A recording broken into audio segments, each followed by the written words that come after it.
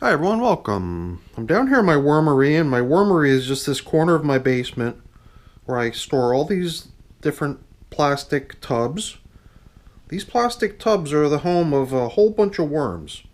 I can only imagine how many there are in here.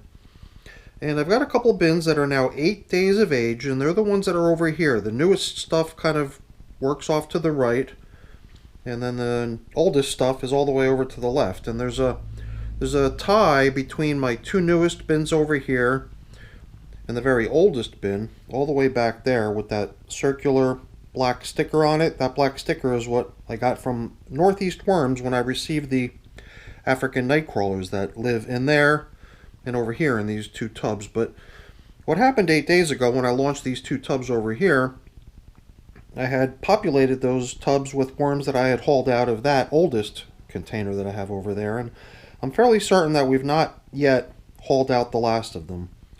And the reason I'm bringing attention over to that one is because after we did haul out the worms to populate these two new bins over here, I came back in after the filming was done and I did set up a bait station. So 8 days later, I'm curious to see what kind of a turnout we've got over there. My aim was to come back into these two new systems today to not only feed, but to also do haul out number two and possibly the last haul out of the other system over there with the stragglers in it. And my plan is to add the worms from haul out number two to bin number one, because bin number one is the one that we estimated to have the fewer number of worms, fewer by 128 worms. And that was based on my estimate plus the estimate of 7 of my viewers in the comments. So thank you to everyone who commented and provided their estimates. And I did break form from what I did mention last time, which was my desire to have 2 bins with equal numbers of worms in them, but I recognized the fact that it was pretty clear that there was a greater number of worms in bin number 2, so I went with the estimates people were giving me, which was, a greater number of worms over in bin number 2. And since this one's a little bit, since bin number 1 is a little bit shy, whatever we haul out today from the old bin of finished castings, they'll be placed into bin number 1. So why don't we start actually with the haul out. I'm going to get this tub over here up on the bench so we can get the bait station out. And then we'll also get to decide whether or not this system needs to continue. And oh yeah, I forgot to mention, happy birthday! 365 days of age today, this bin. So 1 year in service and possibly on its final day in service. So let's get to work. So in here, we're not going to do a whole lot more than just retrieve the bait station and see if we need to continue by looking through the finished casting to see if it's been depopulated. Hopefully it is. We can call this a batch of finished castings. But if we need to, we can always reset and continue the process, try to haul out more worms. We did a pretty good job rounding up the worms in this material. We had run a horizontal migration, which just means we had moved all the material off to one end and then had set up a whole bunch of fresh bedding and food for them on the opposite end. And it did seem like the majority of the worms had actually moved out. But when we stirred through the material and inspected it, we did notice that there were stragglers. Oh, look at this guy. It's a fast mover. They're all fast movers. They're getting away from me. We're in here to try to achieve our final haul out. So even though I wasn't going to go inspecting the contents of the bait station here, we do need to crack it open so we have somewhere to put our little friends who are attempting to flee. Come on, baby. So let's just do another quick inspection of this material here. We got a few of them. And it's not too surprising that we've got more worms hanging out down here in this stuff. So I don't even know how good of a haul out we can anticipate having in here. We've got nice fresh bedding, which I thought would be part of the appeal for them, which I dampened quite considerably, which I also thought would be something that would attract a good number of worms out of the finished castings and, you know, over into the bait station. But the material is kind of damp, you know, the castings, which in itself makes me wonder if that's the reason they're not highly motivated to exit quite yet. Kind of makes me wonder if I should just sort of go through a period of allowing the material to dry a little bit for a while, and perhaps during that time not even attempting to haul any worms out of it, and then just return to trying to do another baiting attempt a little later after the material has had a chance to become a little bit less cozy for the worms to want to stay in by drying a bit. And that might actually be what I end up doing, because it would be kind of nice to have a final haul out at some point, and not just have a perpetual ongoing situation where the worms are just as comfortable to stay behind in the material as they would be to move over into the baiting box. So I'm not going to go too crazy here attempting to get them all out, but I did figure a quick little till of the material right below the bait station, or perhaps even just a quick till of the material throughout, would be a good idea. And if I see any worms, why not haul them out, right? So let's see, how soiled is the bottom of this thing? Not too bad. Alright, just wanted to get it out of my way so I can be a little bit more assertive here with my scanning of the material. And you know, if a little bit of drying is what's in the cards for this stuff here, a quick stir of it and a till certainly wouldn't hurt either. Aeration, surfacing of the more damp stuff that's down at the very bottom, all going to contribute, I believe, to motivating the worms to get looking for a new place to be. And then when I return with a nice little oasis of damp stuff in a reloaded bait box, we'll have a bunch of pretty heavily motivated critters. And you know what I'm seeing here too, this little itsy bitsy baby worm on the tip of my finger. This also kind of makes me wonder if the other worthwhile reason for waiting would be to just allow any cocoons that are in this stuff to hatch. Because there are babies, and that means there are cocoons as well, and I just spotted one. They're pretty easy to see within this fairly dark material. I don't know if it's visible on the camera, but it's right there. That little tiny lighter speck is one of their cocoons. It's fairly dark in color, which means it's probably very close to the point where it would, you know, release its payload, and then we'd be up again by that many more worms once these cocoons that are in here hatch. So this might actually transform for a little while into sort of a cocoon nursery. So maybe I will allow it to remain damp and cozy to let that hatching of the cocoons play out, and then start to dry it off, and then try to motivate the worms that are in the stuff to come together to the collection area. So yeah, that pretty much verifies that we'll be seeing this system around for a little while longer at least. Alright, but we don't want to take up too much time here, because if we are going to be coming back in here at some point in the future to round up stragglers and babies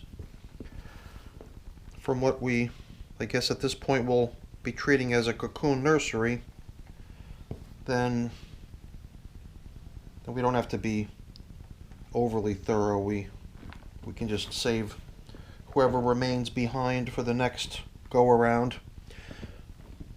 Alright. I mean, we did more or less aerate all the material in the bin, I believe, and it's pretty easy to spot the worms in this stuff because the material is nice and dark. Here and there I see little scraps of bedding here and there. It's maybe even scraps of leftover food that looks like potato skin. These are little pieces of shredded paper. It does kind of seem sensible to extract those things when I bump into them too, but you know, that could really cause me to spend way more time in here than I intended to. So I do need to sort of just tell myself to stop at some point. But as you can see, anytime you upturn another handful of material, you do continue to bump into straggler worms. I am curious to see what kind of a turnout we had in the bait box. Because, you know, with all the leftover food and bedding bits that you saw in this stuff and pretty decent amount of moisture, I'm even wondering if there was any motivation for the worms to come up and enter into this plastic tub of fresh bedding. Perhaps, if nothing more, maybe it was just the fresh bedding that would have been the thing that draws them in, if they can even sense it. Alright, I think we did a pretty good job. So I believe I will go back on with the plastic cover here to allow the moisture level to remain as is, which is pretty comfortable, if you ask me, for these worms. And it's not so much about giving the worms that remain a comfortable place to be, but more for the sake of giving the cocoons that are in this stuff an environment in which their hatching is likely to occur in a reasonable amount of time. And then maybe we'll just try to force ourselves not to be curious and come back to this thing at some point in the future. But I think we've spent enough time in here. Why don't we cover up, get it out of our way, and we're going to move on to feeding bin number 2, because bin number 1 is where we're going to be releasing the worms that we just extracted into. We're going to save that for the end. Why not? I mean, I always sort of do my worm bin feedings in order, bin number 1, then bin number 2, but today we're going to change that up a bit. So let me get this out of the way and we'll get bin number 2 out here. Alrighty, here's bin number 2. And as you'll recall, this was the more heavily populated system. And I'm curious to see how they're doing in here. Hopefully they're doing okay. These bins, when I built them originally, did not get pre-fed. Sometimes I build new bins with food stashed away in there already, so that once the worms get moved in, they've got a little treat to nibble on once they arrive. In the case of this and the other one, in the case of both of these, I did not feed. So feeding that they're getting today is going to be feeding number 1. And this is what they're getting, a whole bunch of pumpkin that I carved up the other day. And I've even got some worm chow made largely of the seeds that I extracted from that carved up pumpkin. What I don't have today is coffee, though, because a lot of times we'll put the coffee filters out right on top of where we last fed to indicate to us where we last fed, and those become our feeding zone indicators. Today, since I don't have those, well, we just won't have them. Alright, so when we first launched the worms into here a week ago, they were brought over with a good bit of material, and they were loaded into a couple freshly built bins. I'm kind of probing down into the material that's lower. As soon as I get past this top layer where there's a good bit of moisture in the material, I feel like the leaves down low are kind of dry, which would tell me that we're not going to find many worms down low. So these worms are probably just kind of cruising the surface. And that's kind of what I thought, just from seeing what I'm seeing here, which is just castings scattered all over the place. A lot of times you provide the worms with a nice cozy place to be. They go right down to the bottom where a lot of the moisture collects. Or maybe right here we might have had a little pocket of moisture because there's a little bundle of worms hanging out there. Let's see if we can find anything else. So here I'm seeing some glistening on the leaves.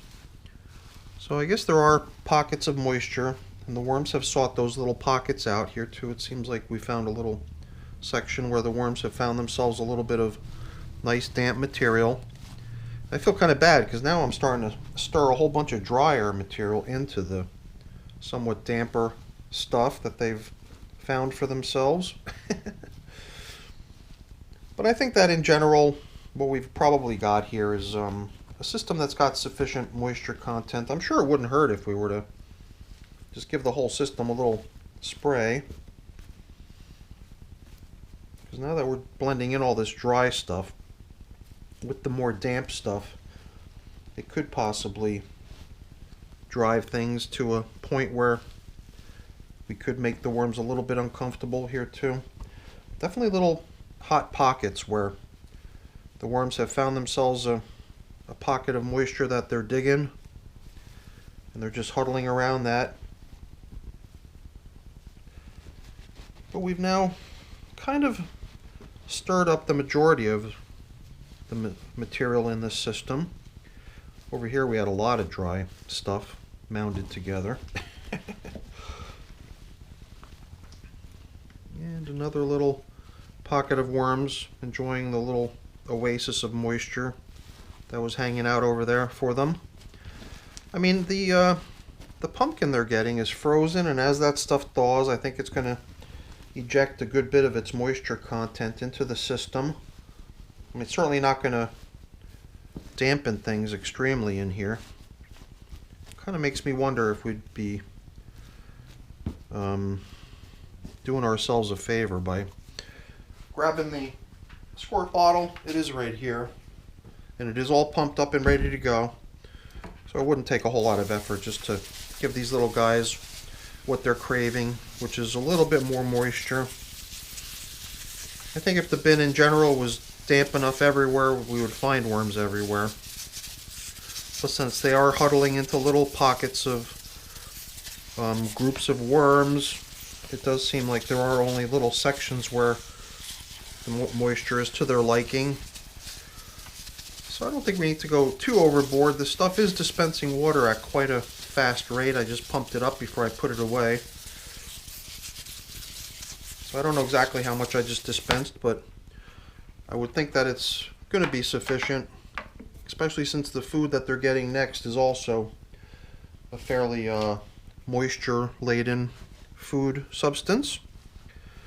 So we're going to kind of follow suit with what we usually do, which is to position their food down the middle. This way we won't even really need a feeding zone indicator to tell us where to go to find it. We can just come right down into here, into the middle, and check how they're doing next time we visit in on them, because we'll know where to find the food. And at some point in the near future, we'll probably give them some coffee so that they can get a coffee filter that comes with it usually. Not always, but sometimes. And I'm going to be as fair as I can be in divvying out this food portion here, because I'd like to think that after today, we're no longer going to have a bin that has more or less worms. We're going to have two systems with almost identical populations by placing the extracted worms from the completed castings over into the other system where we had thought that there were probably fewer worms. But you know what? I also got my supply of grit here. And the one thing I don't really recall now is whether or not I had built this bin with any grit. I may not have, so I see no harm, certainly in my newer systems, just to make sure I'm being pretty generous with the grit, so that if they need it, they've got it. Although, I've seen plenty of videos where people just go with no grit. The worms are always doing just fine without it.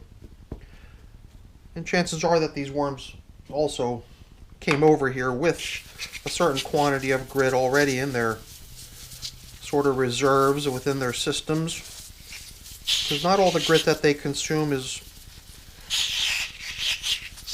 ejected with their castings. I think that the worms have sort of a store in which they keep the grit that they need for future use. And you know what? Got a nice new batch of worm chow too that I just made the other day. A lot of people are always saying you should really just apply the worm chow on the surface rather than submerging it. So today I'm just going to do it that way. I'm going to give the entire top surface here a nice coating of worm chow. It's got such a nice odor to it, nice smell, kind of a pumpkin seed smell. The other thing that was included in that was a whole bunch of noodles, a whole bunch of elbow macaroni that had just been sitting around for way too long, ended up as leftovers, and then was almost sort of forgotten about. So I put the stuff out to dry, and after it dried I put it into the little blender along with some bird seed, along with some pumpkin seeds, and every one of my batches is different, but I really like the way that this batch smells. It's got such a yummy odor to it. Alright, on to bin number 1, we'll feed, and we'll be releasing the worms. Let's get them over here. Here we go. Bin number 1, and the future home of the extracted worms that came out of the finished castings. So, let's proceed here. Pretty much an attempt to keep things consistent in my bins when I'm pairing bins up like these. So I usually refer to these as sort of like brother bins or sister bins or twin bins, because they came from the same location and they have the same age. And sometimes when the systems are not the same age, or maybe not even such that I can account for them coming from the same place, then I'll just treat them up as buddy bins or something like that. But when they have the same lineage, and especially they have the same birthday, then calling them twins or sisters or something like that seems to make more sense. So here we got another little bundle of worms gathering to enjoy the moisture that's sort of collected down there on the bottom of the bin. They're probably really loving me for blending in all this dry, leafy stuff. Sorry guys. It just is kind of fun bumping into these little pockets where the worms are finding a little something that they can enjoy. Since these are African nightcrawlers, they do tend to be a worm that really does do just fine if you pretty much give them only bedding. If you gave them no kitchen scraps at all, I bet you they would do perfectly well, because the bedding is actually food for your composting worms. But in the case of the African nightcrawler type of composting worms, they're just one of those types that really do have sort of a bias for the bedding. So they'll just as happily consume the bedding as they will the pumpkin. Although I don't know, with the pumpkin it is sort of a treat, and the moisture content of the pumpkin in itself could also be a big attractor. You could see over here I've got I got some pretty large chunks of paper floating around in here. I just took out the razor knife and I started hacking away at some of these leaf collection bags that I've got piled up that I'd like to start doing away with. It was a couple weeks ago now that my poor shredder died, and I have since gotten rid of it. So I've got a supply of shredded paper off on the side, but I'm also very pleased to say that yesterday I went out for a little shopping spree, and I found myself up on the classifieds a new shredder. Not a new one, a new used one. New for me though. New for the worms. And it's even got a higher capacity tub. It'll hold more than 7 gallons of shredded paper, and it's a high-speed shredder. And the shredder that I used to have was one that could do 12 sheets at a time. This one that I just got yesterday is one that could do 16 sheets at a time. And I even read some reviews that say that it can carve through 20 sheets at a time. Somebody doing a review and a test on them was trying more and more sheets of paper, got up to 20 sheets of paper, and was still able to shred. Only jamming when it got to 22 sheets of paper. So hopefully that means it's a shredder that's going to be capable of handling cardboard and other more challenging shredding tasks in the future. So here we go. Nice little supply of pumpkin. Almost does look like we gave these guys more than the other bin. That's alright. It's a little bit difficult to tell, you know. Try your best to be fair. Once again, almost forgot to place the grid in. It's because I put the water bottle here and it's obstructing my view of the grit supply. Oh, you know what? These were some of the indications that my old shredder was on its last legs. It wasn't cutting through. It was making these little waffle wafers. So I had a number of these that were floating around in the supply of paper that came out of that shredder before it died. But I was trying to remove this stuff when I was whipping up a new batch of my prepared bedding. And yeah, you know, I usually include some fresh bedding with my feedings. But today we sort of didn't, and that's fine. Perhaps next time we will.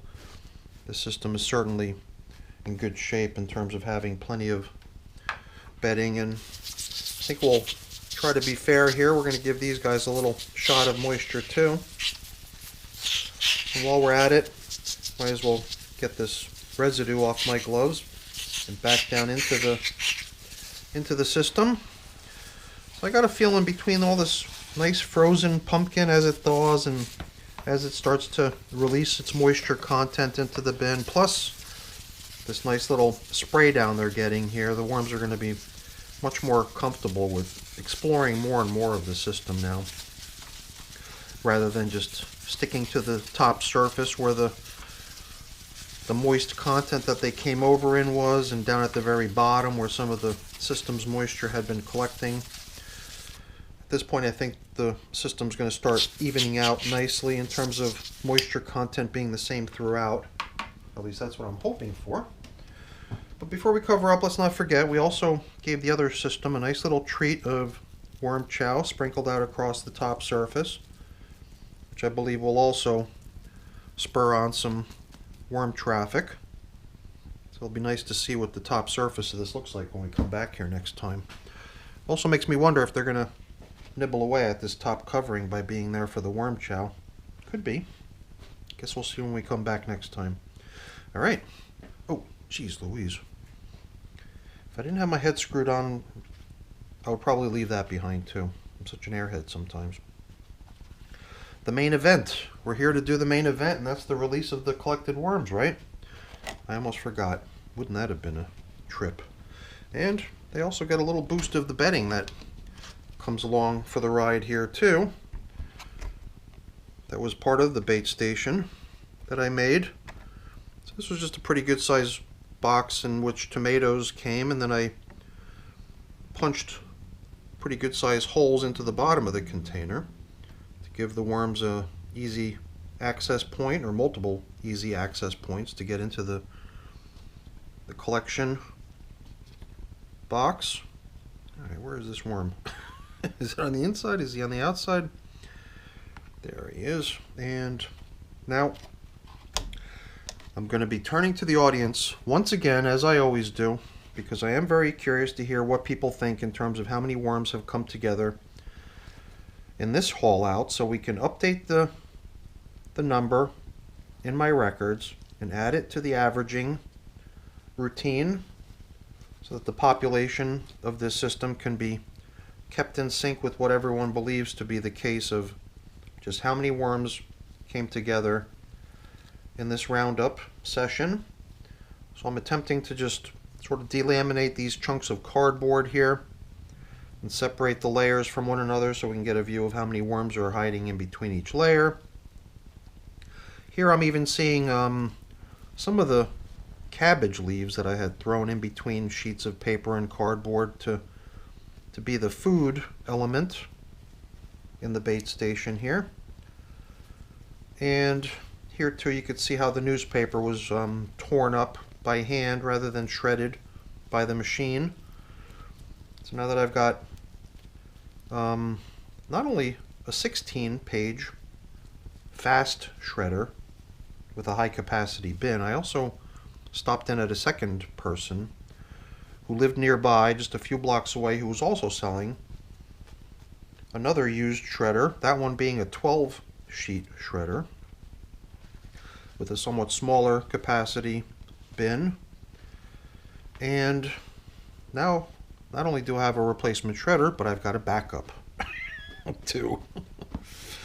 Alright, so kind of reminds me of that film Contact, right? When the eccentric millionaire calls the scientist from the space station and lets her know about the fact that the destroyed time machine had a backup. I don't know. If you haven't seen the film, check it out. Contact. Alright everyone, that's it. For our first feeding and second haul out, first feeding of the new bins and the second haul out of the old bin. And like I said, the old bin I think will be covered up for a while with plastic. Perhaps we'll wait a couple weeks to see if any cocoons in there are able to hatch.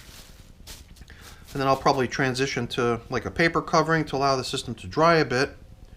And then we'll initiate another attempt at rounding up worms from that system. Alright everyone, I've got a few things I got to take care of getting put away here and cleaned up, but I'm not going to waste your time with that. That's boring. Before I go really quick, let me just say thank you. Thank you for watching.